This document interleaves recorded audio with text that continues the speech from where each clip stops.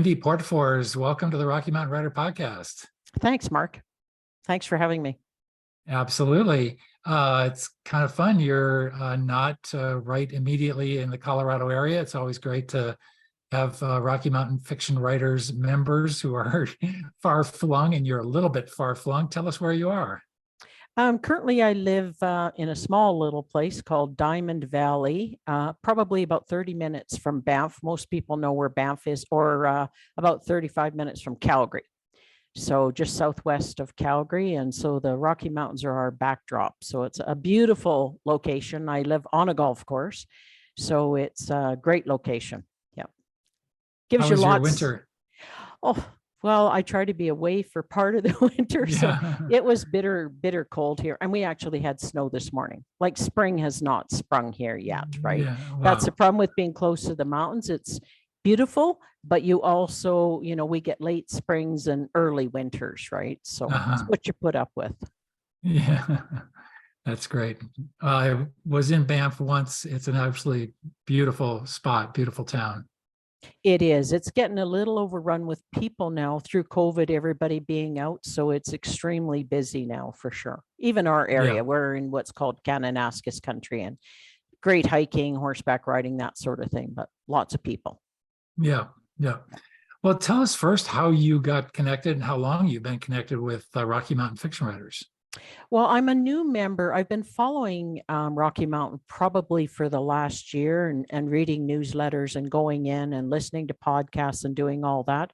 And then finally decided that I could join when I saw there are some people that aren't directly in Colorado that can be members as well. And I've been interested in everything that I've seen on there. So I thought it's a good fit. So that's great.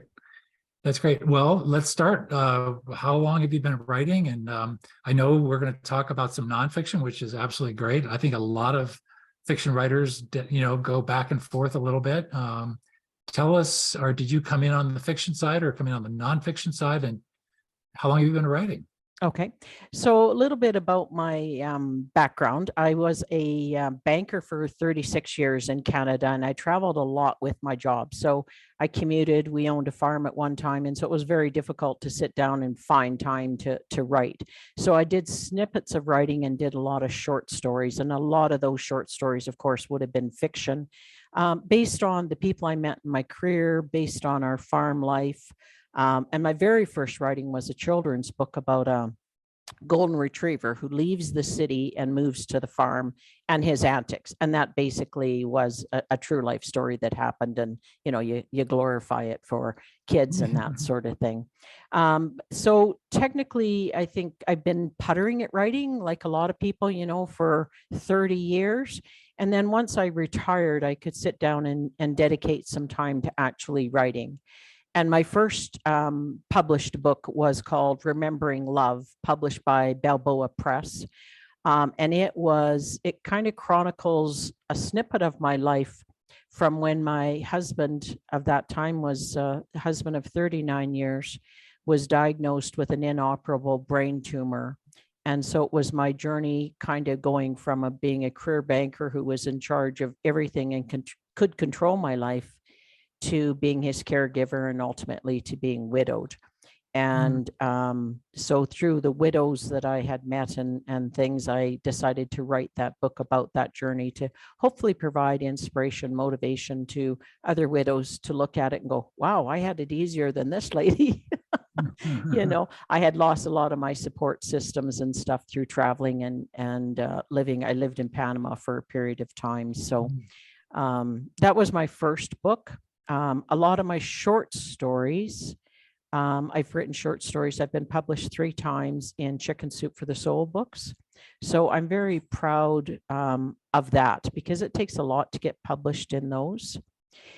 Tell us, let us stop there for just a second. Sure. Tell us about the Chicken Soup for the Soul series and what made you reach out to them, and what is the process like to get published there, because that is a high visibility place. It is. So my very first stories, of course, obviously have to be all true. They have to be under 1,200 words. And they say between 3,000 and 5,000 stories per book title. So my very first one was about my journey being widowed, And it was in the book called Angels All Around. And it was about a situation where my husband and I at our farm used to lay down in the snow and make snow angels. And after he passed away, I had a memorial bench put in the park near my home. And I went there early one morning with my German Shepherd at that time for a walk. And beside his bench were two snow angels. And there were no footprints, there were no nothing. And I looked at it and went, something's odd here in this. How did this happen? Who made them? And so I took it as kind of a sign from him that it was okay and he was okay. And so that was the story. I have pictures of the snow angels and everything that I took that day. And so that was my first story that was accepted by them. The second book I was in was called Making Me Time. Again, it was a story about when my husband was sick he was in a hospital bed in our home, and how did I find time for me? Because once in Canada, once you decide that someone is palliative and you decide to take them home, it's up to you to care for them. And so it's a tremendous journey. You know, you do all your own medications and that sort of thing. So that story is about how did I find time for me and not get drowned under the weight of what was upcoming, his imminent death, and what I did to try to find time for myself. And the last one I was published in just came out now in March. Is called The Advice That Changed My Life. And that was some advice I got from somebody after I was widowed and grieving and feeling sorry for myself, and the advice that they gave me to move forward and to look at my life as a blessing to have had 39 years with someone, which most people don't get. And they said, you should be happy for what you had, not sad for what you lost. And that was a turning point in my grieving journey that did really turn me around, and I moved forward, and I'm now remarried and stuff. So it is a tough process. I do submit a lot of stories to them. And they have a critical team that takes a look at the stories. And I think you hit it right. It's a story that resonates with someone, and you get published by them. So it's excellent. I really enjoy it for sure. That's great. All right. Well, let's talk about the fiction side a little bit. Tell us what kinds of fiction you're interested in writing and have written. Okay. So what I'm working on right now, I've got two stories on the go right now. One that's kind of in the final draft. And what it's about is kind of a love, murder, money laundering story. So it's about a girl who travels to Mexico, meets up with someone, and he is a gangster, I'll call him. I can't really say he's in a cartel, but in a cartel, and he's really looking to connect with someone who can advance his money laundering. And as soon as she says she works in a bank, he latches on to her. And it's kind of the story as to how that goes forward and how she gets wrapped up in this, and eventually what it does to her as far as an employee, and how easy it was for him to convince her he was this loving man, and how gullible she was. And because of her position in the bank, everybody trusted that what she was doing was correct. And in fact, none of it was correct. And so that is, I've been writing that for, 6-7 years, and I've done, revisions of it. I've had some readers on it, taken their advice. And so I'm just kind of hoping to get that out in 2024. And that's a novel? It's a novel. Yeah.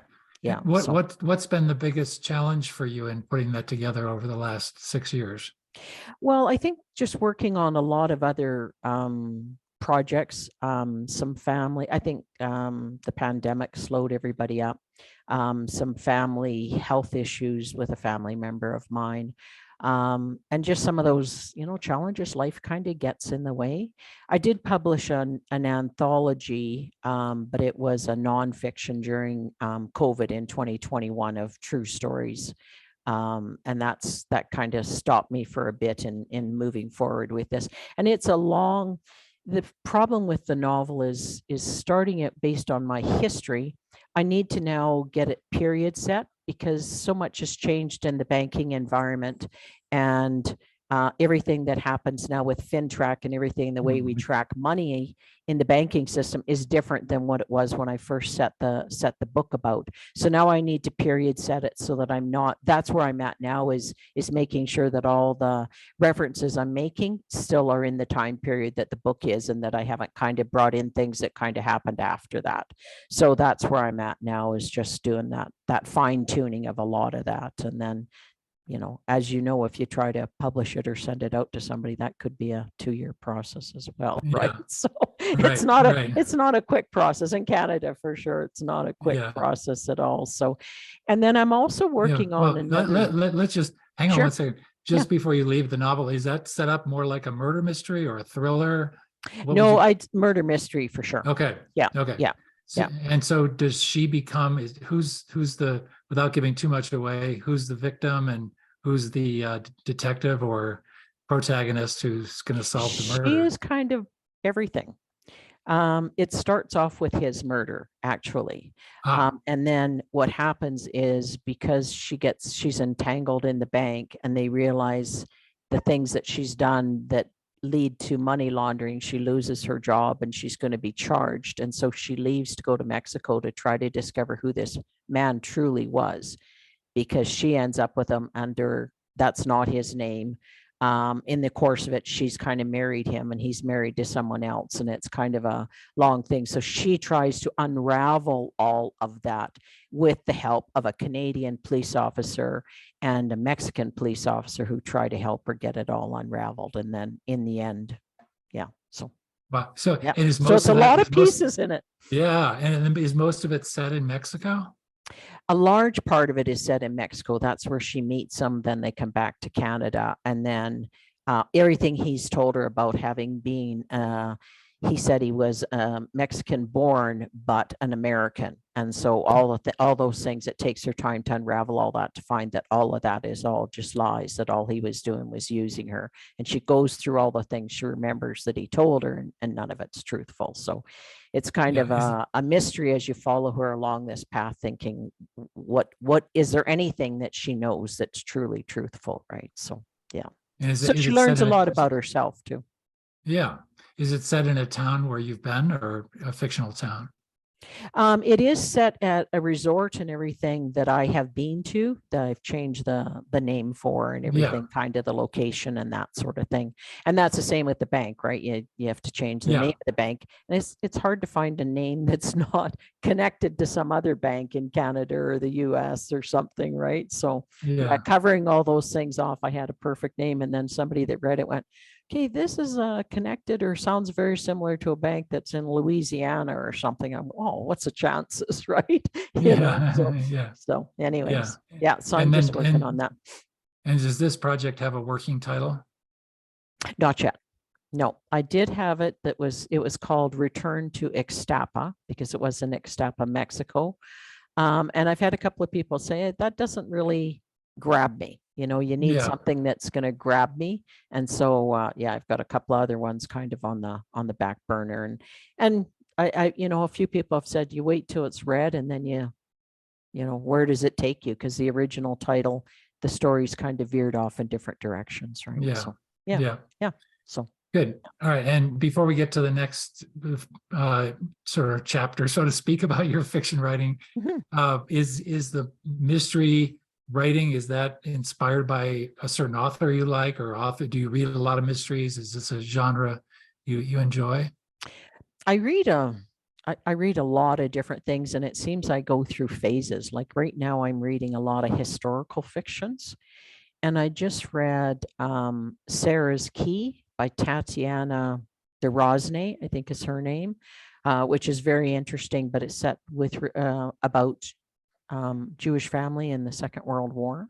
It's a good one. And the other one I just finished is The Girl Behind the Wall. And that's by Mandy Robotham. And it's about two sisters who get divided when the Berlin Wall goes up. So very, very interesting. So I'm kind of on that historical fiction type of reading now. And I was just wondering if the murder mystery genre was something you really follow, and if you had any favorite. I kind of follow everything. Somebody gives me Yeah, something and says, read it, I read it, right? So yeah, that's yeah, kind of where I'm at, right? yeah, I like, somebody like Sue Grafton or Janet Ivanovich. I like those for light reading, for traveling reading and that sort of thing. But then other writers I like to get into that are more depth. I read another really good one about, it's called John Ware Cowboy Country, and it's about a Black slave who I think he's in Louisiana, and after he's finished being a slave, when they're released, he goes to Texas and joins a cattle drive to come up to Canada, and he becomes an extremely prominent cattle farmer rancher in the Alberta area. So again, a little bit of true history reading. So yeah, gotcha, gotcha. yeah, All yeah. right, you're about to tell us about another fiction effort underway. Yes. Yeah. So I'm writing another story that I'm kind of partway through, and it's about five ladies, and it's based on some true information. So my sister at a book sale bought a diary, and in this diary was a story about five ladies who were driving from Los Angeles to New York. And so every day the lady writes in there exactly what's happening, where they're at, where they stopped, everything. And then the diary stops. So it's, did it stop because they lost the diary? Did they leave it behind at lunch? Were they killed? What happened? So I'm taking the basis of that and some of the factual stuff out of that, using that as the basis for this story for these ladies that then do run into trouble, and how they kind of separate and then conquer and whatever. So that's the basis for that story. So it'll probably be not as long as my other book. But I bounce back and forth kind of when you're thinking, okay, in a happier time rather than dead bodies or decapitated bodies in Mexico, right? So I Yeah, kind of bounce back and forth from that. So yeah, yeah, yeah, that's what I'm working on. yeah. Do you have a daily kind of schedule and approach? I have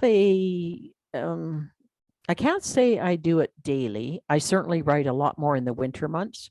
Once June hits, I'm a big golfer and hiker. So June through September, I certainly write a lot less. And a lot of the writing groups I'm involved in, they don't meet through the summer months up here.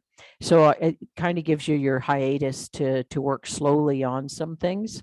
But winter months I do. And I try to, rather than saying every day, I try to do something in the writing every day. So sometimes it might be listening to podcasts. Sometimes it might be just through the Author Learning Center, listening to webinars, or I try to do something writing related every day. And then as well to all my group meetings and stuff like that, for sure. Yeah. I Yep. think you have to stay connected with other writers and connected to what's happening, and education wise, a lot of things have changed on the publishing front, on the writing, on the editing.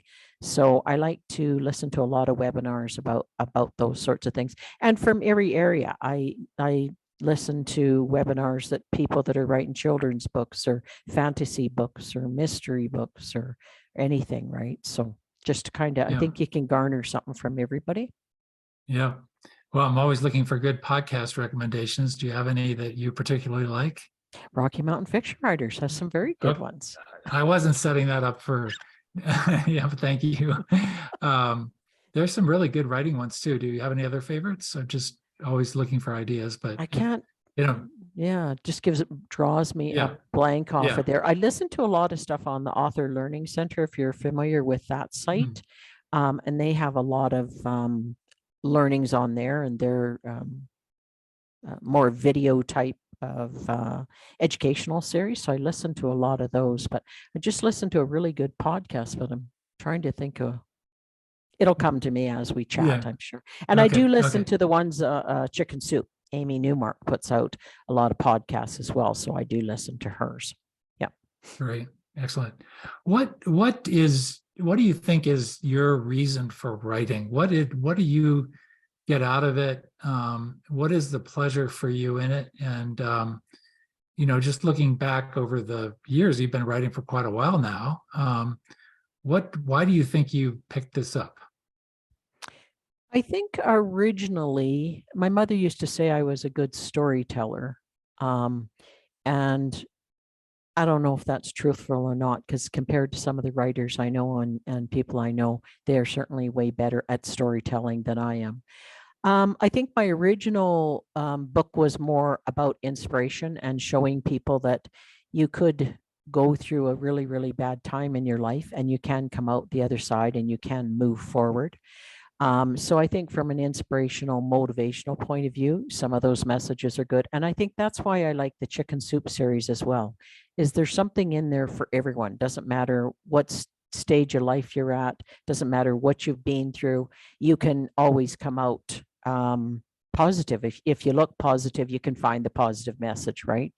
And the anthology I put together was all based on that. It's called Through My Eyes, 74 True Stories About Strength, Survival, and the Power of Believing. And they were all stories about people either had loss and how they recovered, cancer, how they recovered, people who had been through World War II, how did they recover? Again, based, giving people some inspiration and motivation and just, yeah, I think that's the most part for a lot of my writing.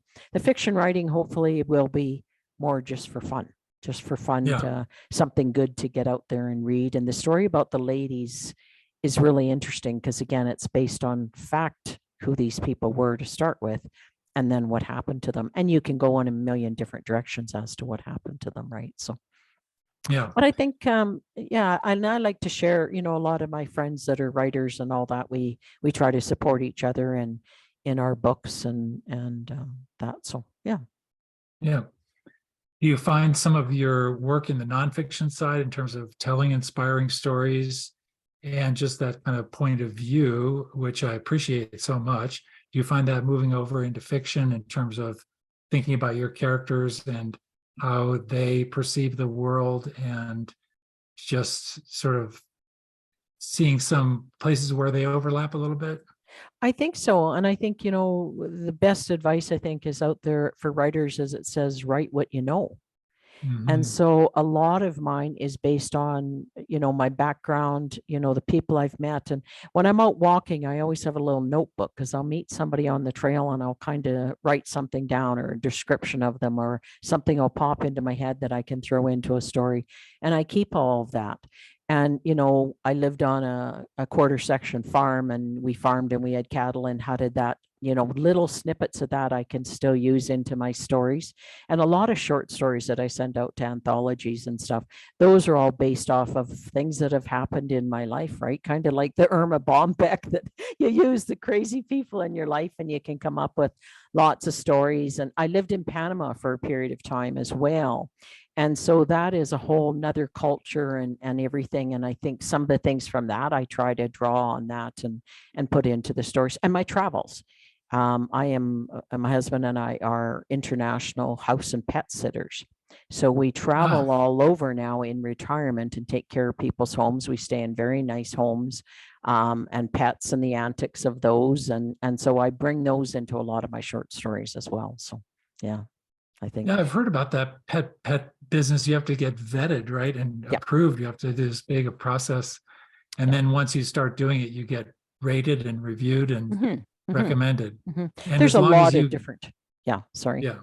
But I was just going to say, and then the travel, once you're in a location, that's all on you, but then you have a place to stay. Right. And so there are a lot of different sites. The site I'm on is out of the UK because we want to do international sitting. And we do house sit for in this province in Alberta for friends or whatever else. And for a few families that we've house sat for a few times because if we don't, they have nobody else who can kind of take care of their farm and their horses and things like that. But we go to Australia a lot. And so we pay our own flight, but we do live in nice homes and we pay our own food and stuff like that as well. Sure. But a lot of people, they fill the fridge, they leave you a couple of bottles of wine, they'll leave you some beer if they know you're a beer drinker. And it's just great way to live for sure. Yeah. So yeah. And then you can, travel around and see what you can see within the confines of each house you're at. Each house is run differently. And some people it's a cat and they go, as long as you sleep here at night, we don't care what you do during the day. You can go sightsee all you want. Other people have dogs that they say, 5 or 6 hours, we'd prefer you come back and check on the dogs. So yeah, it Yeah. works out pretty good. We enjoy it. That's And it great. gives me good fodder for books and stories and things like that, right? So, yeah. I was just going to say that that sounds very stimulating Oh, artistically. Yeah. oh, unbelievable. We were just in Australia at a beautiful rural property that had a river flowing past it. And I sat on the dock there and wrote a story about a dead body coming down this river and whatever else. And it turned out pretty good. But yeah, you could just sit there and it's a whole nother world. Plus, when I travel, I write a lot more because I don't have the house to take care of and all those things, right? I mean, you still clean the house there, but you're not renovating or doing anything else that's keeping you occupied. And so I find that I can write a lot more when we're traveling as well, right? And there's always a weird duck on the plane that you can use as a good descriptor for somebody too. So Mm. I've always tried that to observe people when I'm out and about. I never know quite what to write down, how to, I see somebody and because I've got my eyes open for interesting looking or mhm. interesting, characters in general. What do you jot down, or can you give us some examples? Well, I usually like have a little notebook and I'll write down the description of them. Sometimes they're people that have weird glasses or very strange eyebrows. They've got these bushy eyebrows that, look like you kind of look at them and you want to take a razor and kind of clear it off a little bit, right? So things like that that really make that person stand out, um, odd glasses, odd hair, mannerisms, people that are overly vocal, and their arms going all over and those sorts of things. So I can quickly write down, okay, this is where I was at, this is the person. And for me, I'm a visual person. So I can then, if I read that, I remember that person. I remember the road we were on. I remember if they were on the plane or if we met them, at a bar in New Orleans or something like that. I can kind of visualize it then if I write it down. So that helps me a lot in using those descriptions later on for stories and stuff like that for sure. Yeah, Yeah. that's Yeah. great. Yeah. What is your biggest challenge on the page in terms of writing? Is it dialogue? Is it exposition? Is it setting descriptions? For Is it the me, it's plot? tense. For me, it's tense. I go back and forth between current to past and that's always been a challenge for me. I start writing and I get carried away. And so I've had to kind of put that behind me and I just write the story now. Then I let the editor, I have an editor friend, her go through it and go, okay, we're going back and forth here again. And then once she points it out, I can reread it and I can see that. But I found that I was spending a lot of time figuring out, okay, am I on today? Is this in the past? Is this in the future? Where am I at? And it was stalling me a lot in just getting the thoughts on the paper. And I know from a lot of people, they say, just put your thoughts down, then worry about how you line all that up later. And so tense, I'd say, is the biggest thing always with me is trying to make sure I'm staying true to where I'm at. And sometimes I find with fiction that's hard because you're looking back and then what's going to happen in the future. And that, for me, that gets my brain just spinning. So that's the biggest thing Yeah, for me, for sure. interesting. Yeah. And Yeah. what comes easiest to you? Um, I think coming up with the storylines. I know kind of where I want to start. I know what I want kind of the middle, and I know the ending. I always, when I start, I know the beginning and I know the ending, and then I can kind of fill that in. And I don't know if it's Robert B. Parker, but he I think he knows exactly where he is, and he sometimes starts with the ending and then works back and fills it out. He knows exactly. Any of the prolific writers, they seem to know exactly where they're going. They can sit down and they can spin stuff out like crazy, right? So um, Yep. I think Yeah. I think that an outline kind of I do follow a little bit of that to know where I'm at, and I think then that helps you also to realize if you're dragging too much in the beginning, if you're spending way too much time or introducing way too many characters that people have forgotten about the first one because you put in too many characters. So I find an outline a little bit helps with moving the story along. Yeah. Yep. Yep. Yeah.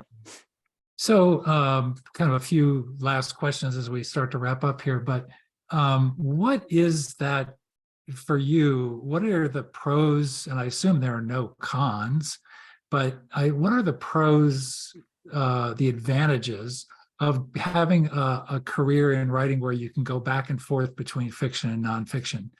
I assume that's a benefit, or you would see it as a benefit. I think so, because I think it depends on where your headspace is at the time. There are certainly times I think a story will come into my head that is based on true life and what happened. And so I can put those words down based on that. And those are the type of stories that can be submitted to anthologies or whatever. And there are times when that story morphs into, maybe it was something funny that happened, and it morphs into more of a fiction short story that I can send into somewhere, right? But it's still based off of something that you knew and you experienced. I think a lot of my writing is based off of things that have happened to me, like the banking story, the money laundering story. 36 years in the bank. I was an auditor for the bank. I traveled all over. You saw a lot of situations prior to our current environment where we've controlled money laundering. You saw a lot of situations with money laundering, and certainly that was a big impact in the country of Panama when I worked down there in the banking system. So all those things kind of factor in, and it's kind of your little memory bank and everything that you can take, and you can draw on all those experiences to pull into those stories as you're going along, right? So, and I think there's different times in your life when you're right out there and you can go fiction, and a lot of people can write these, thriller stories or and they can just go for it, right? Me, a thriller and some of the fantasy stuff, my head doesn't think that way. It just doesn't have a fantasy in it that way that I can come up with these imaginative characters. I mean, I'll never be a J.K. Rowling with some of her characters and how she spins life, right? That's not me. So yeah. yeah. Have you sold any short fiction? Have you had those published, had stories published?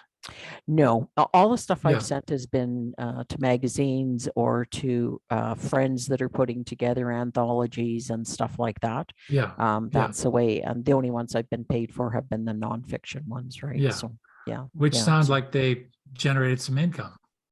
Oh, not much. You well, do. I mean, they sell, you get the books fairly cheap, and it's not a hard sell to sell chicken soup books. Everybody, can take a title and give it to somebody or buy it as a gift. They sell very easily on their own. I think I enjoy those more for the prestige of saying that you've been published by them, right? Because I know a lot of my friends go, I keep sending stories, no one picks up mine, right? So, and again, it's just the person reading it, and if something resonates with them, eh? Yep. Yeah. So as a new member, are you planning to come down to Colorado Gold Conference in I'm September? hoping to. I am hoping to for sure. Yes, we have a property in Arizona that we spend a lot of time at. So I'm trying to see if I can work that out into our travel plans. So hopefully I am. Well, I think you'd enjoy it quite a bit. Yes. So I hope that works out. Great. Well, the final question as we wrap up is to ask you to pay it forward a little bit, recommend a book or an author that you think more people should be reading. Gee, you caught me on the spot here. Who would I recommend right off the top of the two books I mentioned? I would recommend people read those. I have a friend who writes very good Barbie Jo Smith. She writes I'm trying to think. She might write under her. A couple of the books I'm thinking might be under her other name as well, Barb Volman. She writes very good short stories, but they are all based on her life in rural Saskatchewan. And she sells very well, and they're really light-hearted. She's an amazing storyteller. And so her books are always really good. Yeah. Great. So, yeah, excellent. and she's a good one, good friend of mine that puts out books. So that's exactly the kind of recommendation we were looking for. So that's great. Perfect. Yeah. Well, Wendy There's Portfors, another good one. Can I plug somebody else? Her name is Okay. Her name is Holly Kwan, Quon, and she wrote a very good story. I the name of it is just escaping me right now. In a pig's ear, in a pig's cafe or something like that. Okay. Very good story about Southern Alberta as well. And she's a rural author from around this area. So you're going to keep it Canadian, I guess. Yes. I've mentioned a That's- few American authors for sure. Yeah, that's great. Well, Wendy, thank you so much for your time today, and wish you success getting the novel out there in the world. I hope that works, and Super. good luck with everything you've got going on in the writing world. I hope to see you soon. Okay, thanks. And I hope to meet you when come down to the conference. Sounds good. All right. Thanks, Mark.